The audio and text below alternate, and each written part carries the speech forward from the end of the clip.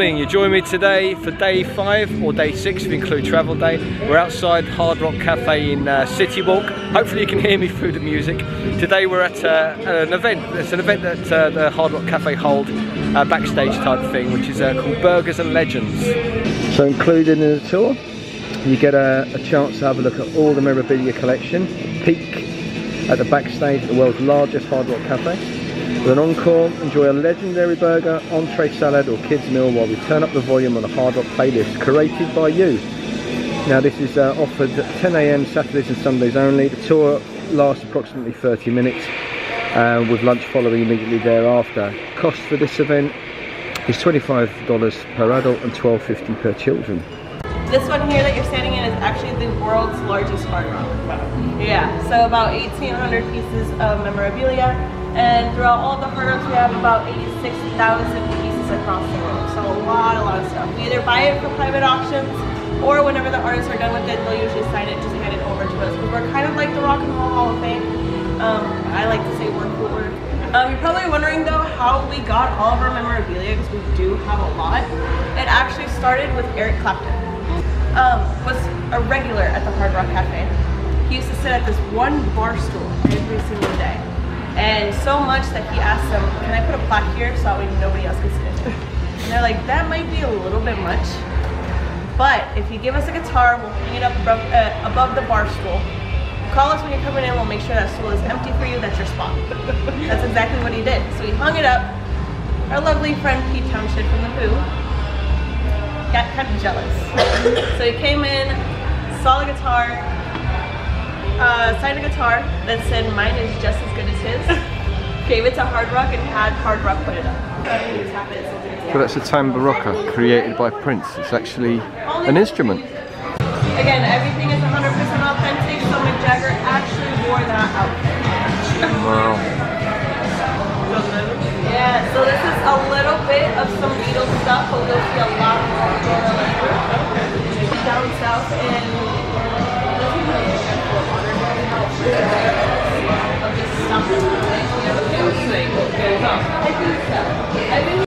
Yeah, so that album cover there was produced when the conspiracy was out about Paul McCartney being killed, and then that was a fake, so they made that cover, and then obviously weren't allowed to do that, to produce it, so they had to change it to this one.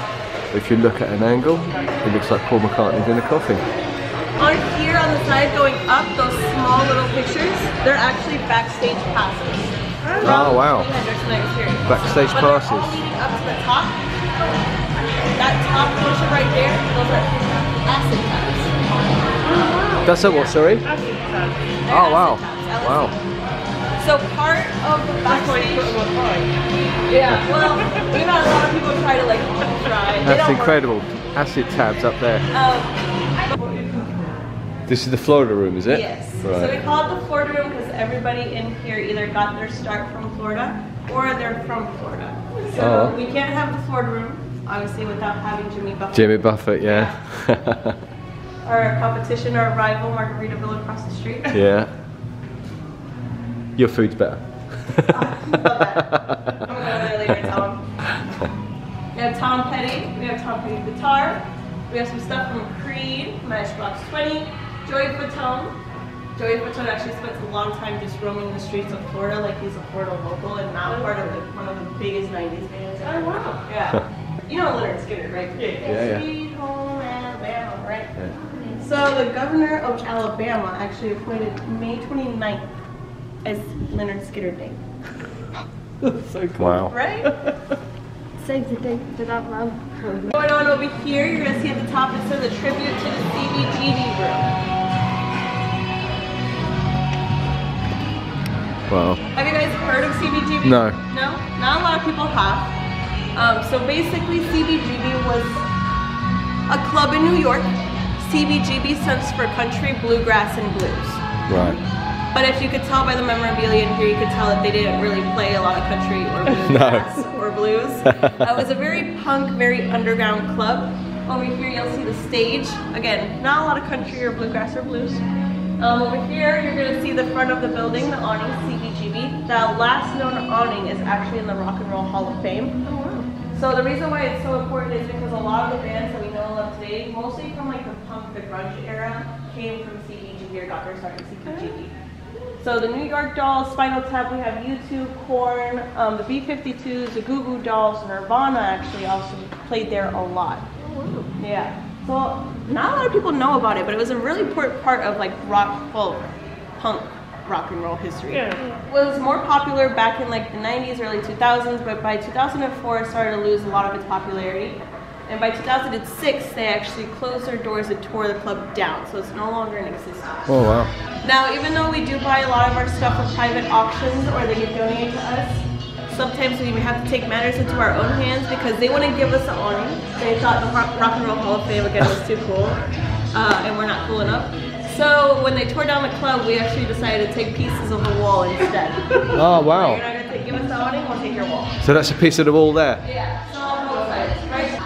That literally is the wall.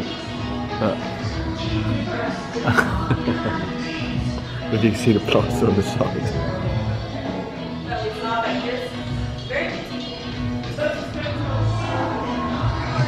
Well, I don't know if you can hear me, but this is one of the parts of the Berlin Wall, and Hard Rock is one of the only two places that got a piece like this. Because that's the side where you can actually walk up to the wall and Came graffiti and someone cleaned it. Oh. Yeah, the Universal people, the cleaning people power washed it off. Oh, you're kidding. No. It's really sad. Are they still working here? No, I don't think so. We like to call this restaurant the Stairway to Heaven. All Because right. from here on out, the stories are just going to get so much better. Once you go up, you don't want to come back. It is actually, and I know I say it a lot, but this one is actually my favorite memorabilia piece in here. In the most respectful way. And now it makes sense why I tell this story. Are you guys familiar with Pantera? Yes.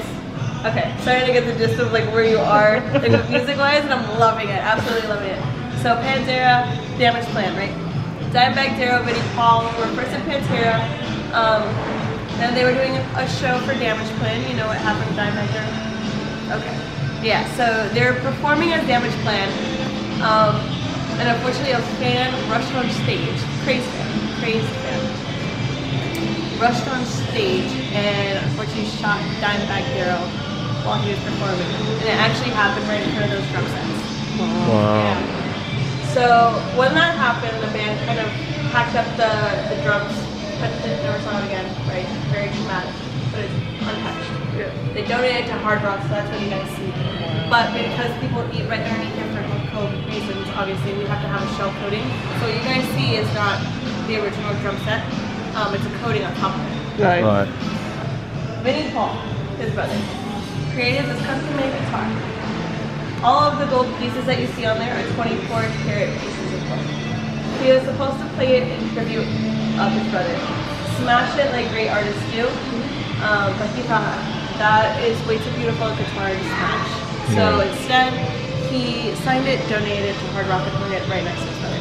Aww. Yeah, really heavy stuff. Yeah. But That's rock and roll though. yeah, rock and roll right there. So this is our Woodstock. If you guys can tell, everything in this room is actually dedicated to Woodstock 69. Back in 1969, it was kind of the heat of the Vietnam War, and it was also during the time of the Civil Rights Movement. So there were a lot of opinions going around, a lot of emotions. So they created this Woodstock Festival as a place for everybody to be unified. And 3 days, as you can see on the poster, 3 days of peace and music. And it was just that. 3 days of peace and music. They were expecting about 50,000 in attendance. Tickets going on sale for about $8 a pop. You can see the two rectangles over there, those are the original tickets. Now even though they sold tickets at $8 and we're expecting about 50,000 people in attendance, people who bought a ticket went, but people who didn't buy a ticket also went. So overall in attendance, instead of 50,000, it was 400,000 people. Wow. Yeah, miles long, which back in 1969, I don't think they have the amps that we do now. So imagine being miles away from the stage.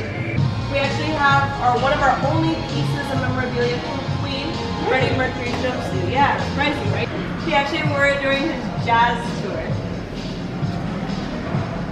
And another piece, which is our only piece of memorabilia from Elton John, his credit card. He left it here with me. So we just take that number. A lot of people have tried. Maybe you would try. What do we look? Yeah, it's expired. But you... We put it on and it's far right. Wow. Yeah, so imagine being like a supermarket. And That's- you see Elvis in this This is cute, right. First of all, you see Elvis, and then you see Elvis fighting this random person. Weird. That's a nice photo. So that's the most natural photo I've ever seen of him. I haven't seen that photo before. That is super cute. That's proper natural, that photo. It was sad though, but when he became famous, he had so much freedom as well. Yeah, it happens a lot with artists. Yeah. Actually, for a while, yeah, a lot of artists, you think that they have it all, but they don't have it. Yeah. What's the most valuable piece? Over here, you'll see a couple of photos of when he got drafted, which is kind of funny in a sense because before he got drafted, he came out with an anti-war song. Yeah. So he came out with an anti-war song, and then he immediately got drafted, which is ironic. It's very ironic, but he was super involved. There's a whole combat area that you were asking about. Yeah. It's a writing done from him, so it's a note written, but he kind of threw it away and put it in the trash, and somebody dug through his trash can, pulled it out, and wrote, "I found this in Elvis's trash can" in blue letters. Wow, that's his handwriting. So this is his handwriting, yes. Yeah, yeah. This is the fan that dug in his trash can. Oh, wow. Wow. I know it's crazy just filming a bit of paper someone's written on, but it's just... No, yeah, it's the Yeah, no, history behind it. everyone knows Elvis. Then we obviously have our famous pink guitar right in the middle of our restaurant. Now before you ask, it is not Elvis's car. Oh, right, okay. Yeah, a lot of people, that's what everybody's first thought. It wasn't Elvis's car.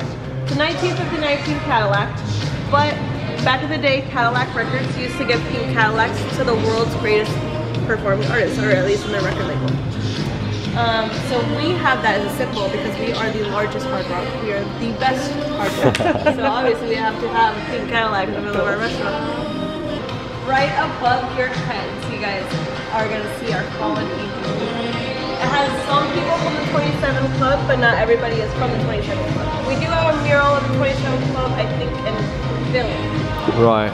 But this mural is dedicated to 8 of the world's greatest artists that we think left us way too soon. You'll see them holding like blocks of their lyrics, in case you guys can't tell who they are.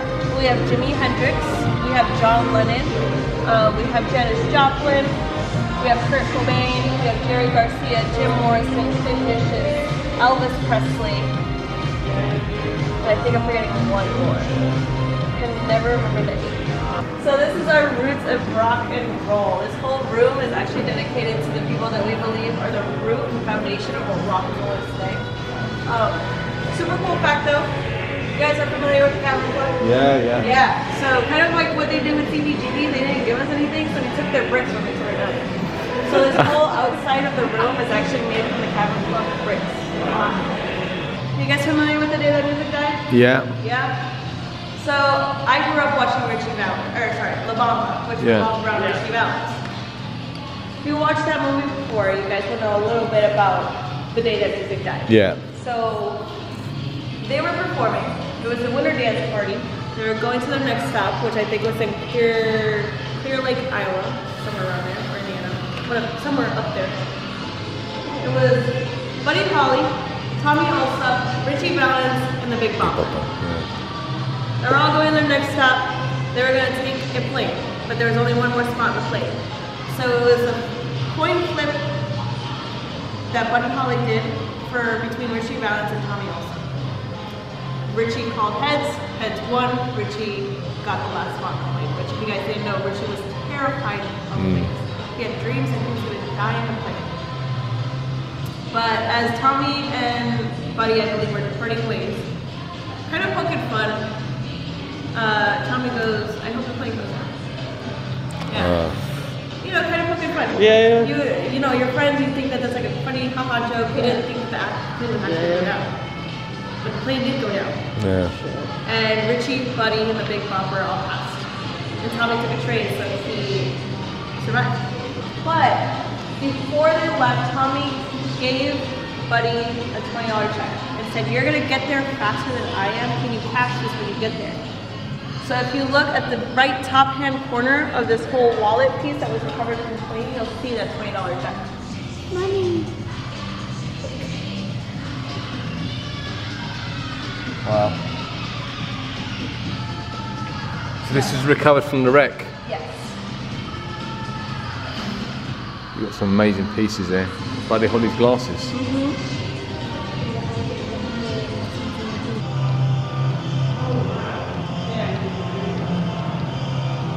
The lights start flashing and strobing and then very private area.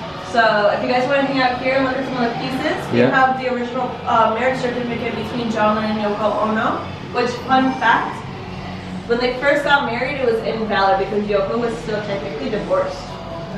She hadn't finalized her divorce, so it was invalid when they got married the first time. But it's not every day that you get to see a marriage certificate. So if you give me a couple minutes, we're going to go open that door. Okay? Alright, no worries. Let's come right now. It's a really big challenge. You can't say, wow, anymore.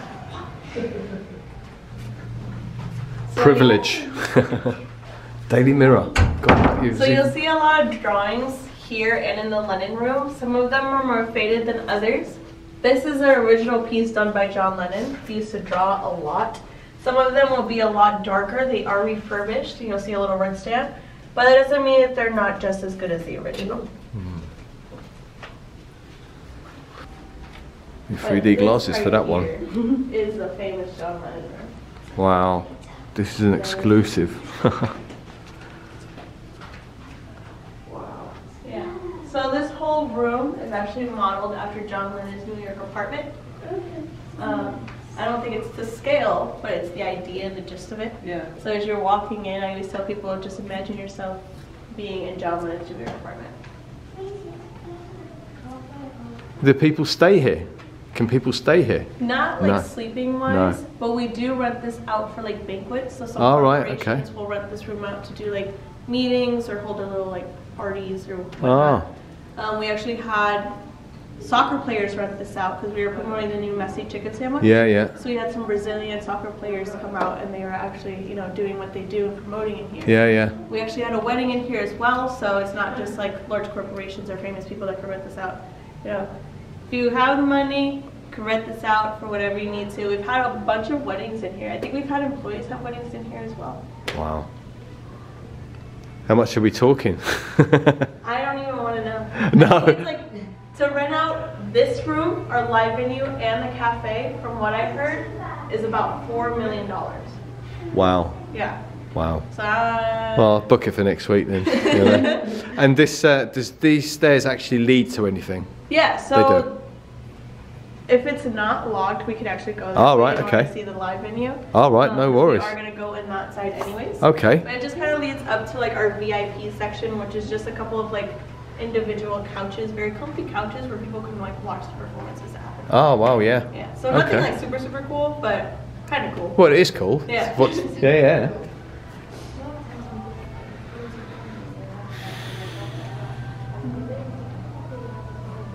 Oh, you've got all the autographs on there. 52 of the world's greatest keyboard wizards have signed their names. Can I have a look at Billy the inside Joel. of the piano? Good luck working out all the signatures. Pick one. Billy Joel, yeah. I think because he wrote his name. Very mellow. How amazing is this? Stevie Winwood.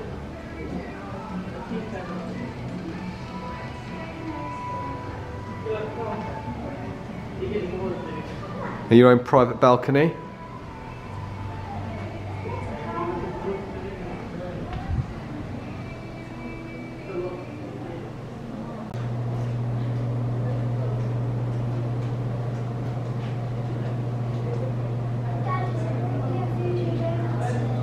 I'm just blown away by this. So this is the Lennon room. Hopefully voodoo donuts. Yeah, Mark's just interested in the view of Voodoo Donuts. But yeah, look at this. Their own private balcony as well.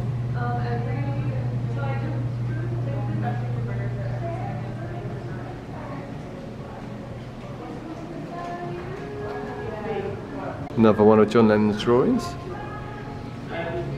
It was in his apartment. It's original. So that's what he wore, that's what he used to sit on. The hole in the back is just from that show where it turns where he used to write his songs. Oh wow. Yeah. John Lennon's original sofa. It's not very big, is it? It looks comfy. It does look comfy. It does look really comfy. You'll see a little picture at the top, you'll see how he sat in it. That's why it's worn. Ah, I do that.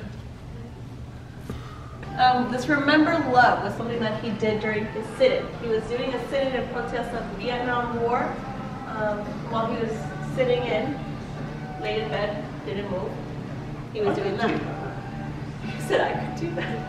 I thought about He wasn't in bed for long then. Yeah. Oh, we get to go outside on the balcony. Look at this. Here comes the heat. Wow. Sorry. I usually offer this as a photo opportunity because we have nobody behind you. And it's a beautiful view. We have to get in a picture here. This is exclusive. Oh, that's creepy. Yeah, this is my first time. It is very dark. I would watch your stuff. Now, how many people have been here? You know?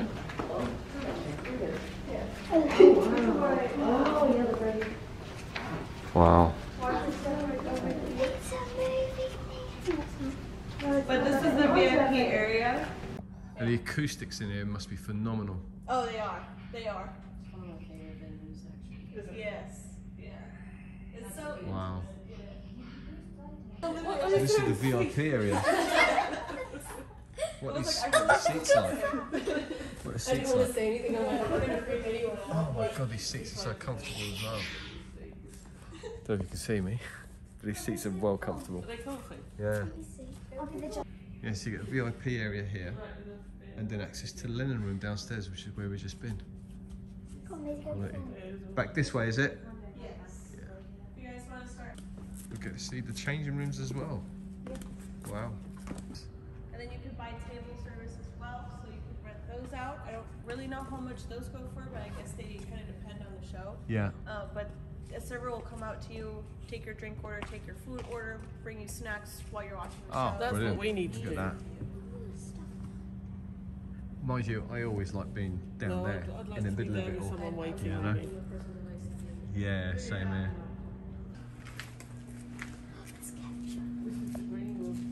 Yeah, you guys want to look at So what would this area be used for? So this area is basically like their kind of lounge cafeteria area.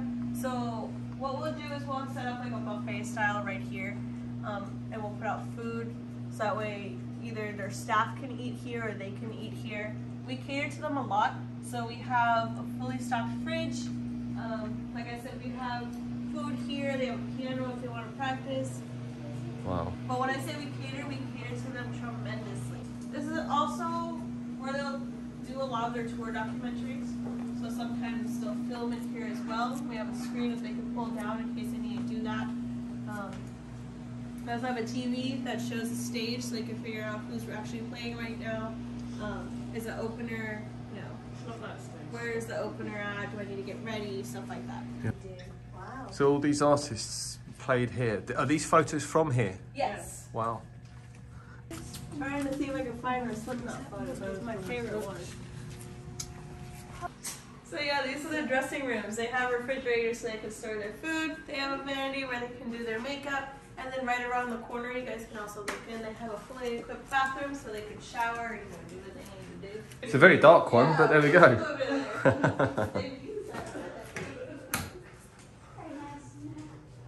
How many famous butts have been sat on that? Yeah, sometimes, like, you'll see reminiscences from, like, past shows.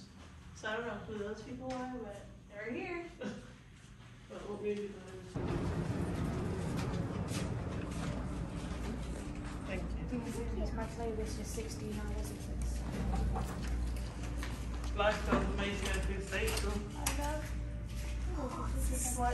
Oh, we're actually going into the stage. Oh my god. Have you never done this? No, not the stage actually. So exciting. Wow. Okay, like you close the door, right? Like it's not gonna lock behind us. Even if it does, you're good. Where's stage? It's fun. We're actually in the stage. Stephen Martin. Hey! Oh, look, you got the bike there as well. Yeah, so it's Bob Dylan's motorcycle. Wow.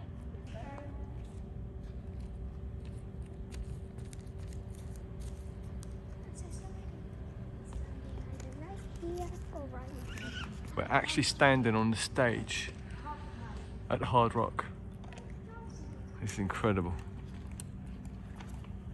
Just keeps getting better, doesn't it? And there's the stage we've just been on. It's the standing area and the seating area up there where we've just been. Bob Dylan's bike, isn't it? That one.